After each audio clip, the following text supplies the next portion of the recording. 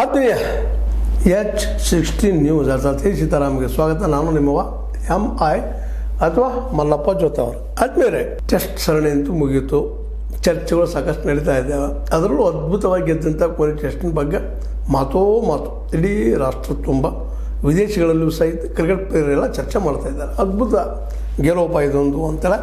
ಜೊತೆಗೆ ನಮ್ಮ ಕ್ಯಾಪ್ಟನ್ಶಿಪ್ ಬಗ್ಗೆ ಆಗಿರ್ಬೋದು, ಬೌಲರ್ಗಳ ಬಗ್ಗೆ ಆಗಿರ್ಬೋದು, ಬ್ಯಾಟ್ಸ್ಮನ್ಗಳ ಬಗ್ಗೆ ಆಗಿರ್ಬೋದು, ಯಶಸ್ವಿ ಬ್ಯಾಟ್ಸ್ಮನ್ಗಳ ಬಗ್ಗೆ ಆಗಿರ್ಬೋದು, ಭಾಳ ಚರ್ಚೆ ಸಹಜದ. ಗೆದ್ದಾಗೆಲ್ಲ ಮಾತಾಡೋದು ಭಾಳ ಆಗ್ತದೆ, ಸೋತಾಗ ಅದಷ್ಟೇ ಕಟು ಟೀಕೆಗಳು ಬರ್ತಿರ್ತಾವೆ ಅನ್ನೋದು ಅಷ್ಟು ಸತ್ಯದ.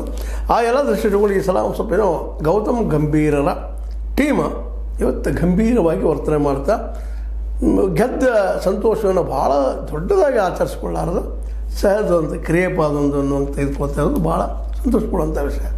ಅದರಲ್ಲೂ ಗೌತಮ್ ಗಂಭೀರ್ ಅವ್ರ ಬಗ್ಗೆ ಟೀಕೆಗಳು ಸಾಕಷ್ಟು ತವಿಲ್ಲಂತಲ್ಲ, ಆದರೆ ಅವ್ರು ಬಯಸುತ್ತಾ ಇರೋದೇನಪ್ಪ ಅಂದ್ರೆ ಕೆಲವು ಆಟಗಾರನ ಬೆಳೆಸೋದು, ಅವ್ರು ದೊಡ್ಡವ್ರು ಬಂದು ತಿಳ್ಕೊಳ್ಳೋದು, ಅವರಿಂದ ಗೆಲುವು ಬಂದು ತಿಳ್ಕೊಳ್ಳುವಂಥ ಒಂದು ಸ್ಟಾರ್ಗಿರಿ ಬೇಡಪ್ಪ ಇಲ್ಲೇ ಅಂತನಂಥದ್ದು. ಆ ದಿಶೆಯಲ್ಲಿ ಒಂದು 5 ಟೆಸ್ಟ್ಗಳು ಸ್ಟಾರ್ಗಿರಿಯನ್ನು ಬೆಳೆಸಬಾರ್ದು, ನೆಲಗಟ್ಟಲ್ಲಿ ಬೆಳೆದ್ರು. ಇವತ್ತು ಶುಭ್ಮನ್ ಗಿಲ್ ಅಂತ ಸ್ಟಾರ್ ಇವತ್ತು ಬೆಳೆದಿದ್ದಾರೆ. ಒಬ್ಬ ಸಿರಾಜ್ ಮೊಹಮ್ಮದ್ ಅನ್ನುವಂಥ ವ್ಯಕ್ತಿ ಒಬ್ಬ ಸ್ಟಾರ್ ಆಗಿ ನಿಲ್ತಾ ಇದ್ದಾನೆ. ಇವತ್ತು ಬುಮ್ರಾ ಒಬ್ಬ ಸ್ಟಾರ್ ಆಗಿ ನಿಲ್ತಾ ಇದ್ದಾನೆ. ನಿಧಾನಕ್ಕೆ ಪ್ರಸಿದ್ಧ ಕೃಷ್ಣ, ಆಕಾಶ್ ದೀಪ, ಮುಂದೆ ಅದೇ ಕಾಲಕ್ಕೆ ಜಯಸ್ರಾಜ್ ಎಲ್ಲರೂ ಸ್ಟಾರ್ ಆಗ್ತಾ ಇದ್ದಾರೆ.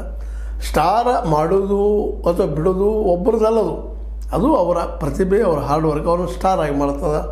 ಆ ದಿಶೆಯಲ್ಲೇ ನಾವು ಯಾರನ್ನೂ ಸ್ಟಾರ್ ಮಾಡಲಿಕ್ಕೆ ಸಾಧ್ಯ ಇಲ್ಲ, ಸ್ಟಾರ್ ಇದ್ದವ್ರನ್ನ ಕೆಳಗಿಳಿಸ್ಲಿಕ್ಕೂ ಸಾಧ್ಯ